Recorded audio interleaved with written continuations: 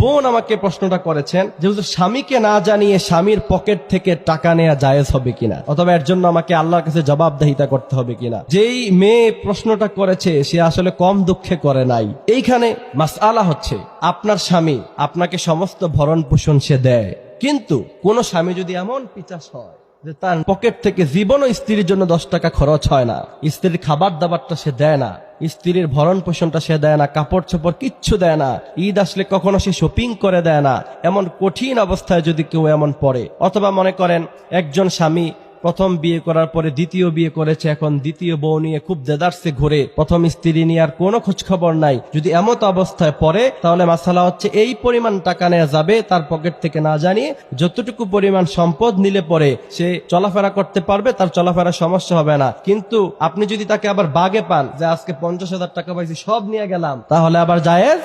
হবে না। কিন্তু এমনি নরমালি যদি স্বামী স্ত্রীর মধ্যখানে এমন ভালোবাসার সম্পর্ক থাকে যে আপনিও জানেন আপনার স্ত্রী আপনার পকেট থেকে মাঝে মধ্যে 500 টাকা 1000 টাকা নিয়ে সংসারের জন্য খরচ করে, এবং সেখানে স্বামীর কোনো মনেও কষ্ট নাই, এমত অবস্থায় নিতে পারবে, এটা যদি তাদের মধ্যে বোঝাপড়া থাকে, জানাশোনা থাকে। আর যদি এমন হয় যে কোনো স্বামীর হৃদয়ে অনেক কষ্ট পায়, তার স্ত্রী যদি তার পকেট থেকে টাকা নিয়ে যায়, যদি হৃদয়ে অনেক কষ্ট থাকে, তাহলে সেক্ষেত্রে জায়েজ হবে না। যদি